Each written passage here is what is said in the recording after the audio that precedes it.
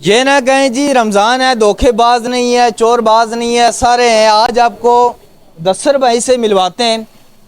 कल इनके साथ एक वारदात हुई है चौक बिंडोड़ी में दूध लेते हुए। ठीक है, वीडियो इसलिए बना रहा हूँ कि आप भी एहतियात करें, ये ना हो नुकसान हो जाए, फिर इसी तरह आप भी पछताएं। दस्सर भाई सुनाएं कैसे हैं? अल्हम्दुलिल्लाह ठीक ठाक। रमज़ान कैसा जा रहा है आपका? रमज़ान मेरा बहुत अच्छा था कल जी। से पहले पहले। क्या लेकिन हुआ कल है? से मैं बहुत परेशान हूँ। मेरा मोबाइल किसी ने मेरे जेब से निकाल लिया है, चोरी कर मोबाइल लिया जेब है से निकाल लिया, वो भी रमज़ान में? रमज़ान में। ये देखे ना, मैं इधर हमारी दुकान के पास ही दूध दही की दुकान है, उधर रश था काफ़ी, तो मैं भी बीच में खड़ा था रश में, अपना कुछ सामान ले रहा था दूध दही।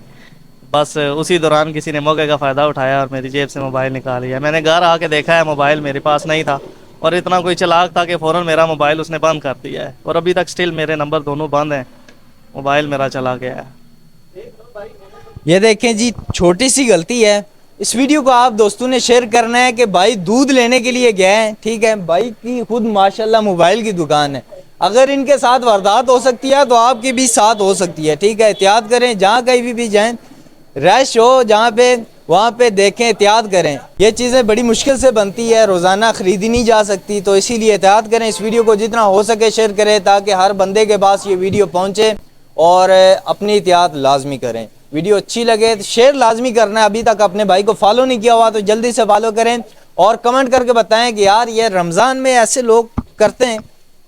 हम तो ये सोचते हैं कि यार रमज़ान में शैतान जो है वो बंद हो जाता है, बिल्कुल। तो और लोग जो है अल्लाह को याद करते हैं, लेकिन रमज़ान में ऐसे काम करने वालों को क्या बोले बंदा, शर्म आनी चाहिए उन लोगों को भी।